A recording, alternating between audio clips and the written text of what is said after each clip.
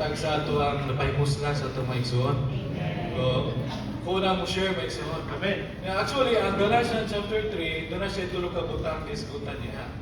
Gishare sa ato igsoon about sa baptism, about ang Kristo, baptizing into Christ. Una, ikaduha, putting on Christ, have put on Christ.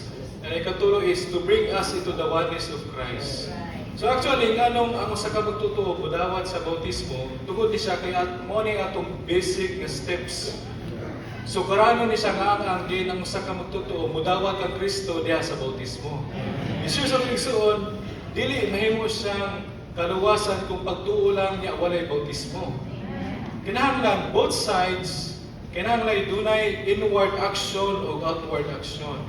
Kaya kung ang pagtuo lang niya walay bautismo, dili siya mahimong true testifying atubangan sa mga tao, atubangan sa kaaway, atubangan sa Ginoo nga kining tawhana idawa sa Ginoo ingon nga iyang kinabuhi. Una siyang inward action din, we believe on Christ nga atong kinabuhi mga igsoon. Nya kung mobautismo na pud siya nga walay pagtuo, mahug na pud siya og ritual, no? Nagbautismo siya, pero wa sa iyang kasing-kasing wala gidawat niya ingon nga pagtuo si Kristo mga igsoon. So both sides, dunay inward action o dunay outward action. Ituo ta sa sulod ng bahin, niya sa gawas ng bahin, nagbautismo ta tungod kay gidawat nato si Kristo ingon nga kaluwasan. About po sa putting on Christ, kalabot mo guni sa pagsulob sa miste, about ni siya sa persona o kinabuhi sa itong Ginoo. Sama sa usa ka traffic enforcer, nganong dunay mga driver nga mahunang man tunga-tunga sa dalan. Tungod kay nagsulob siya sa iyang kining uniform as the authority nga naa sa kadalanan. Kita mismo magsuon mahimong tang madayag nga Kristohano tungod kay nagsulob ta og Kristo diha sa pagkapersona niya o kinabuhi niya magsuon. Nya nganong naa ta sa iglesia tungod kay gidala ko ta sa pagkausa.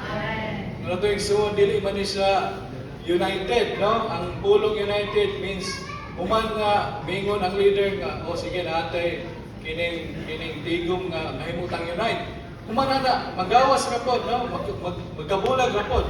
Pero kin dinhi regarding ni siya sa kinabuhi nga atong kadawat. We receive the life of God, we receive the life of Christ and bring us into the oneness of Christ aron mahimutang Kristohanon nga nagkinabuhi ning kinabuhi ni Kristo.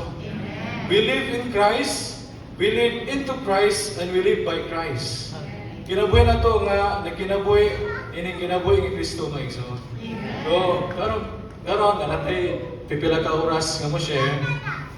Human siguro ta mga 11:45 mga igsoon, no? Minugbo na ta mga igsoon.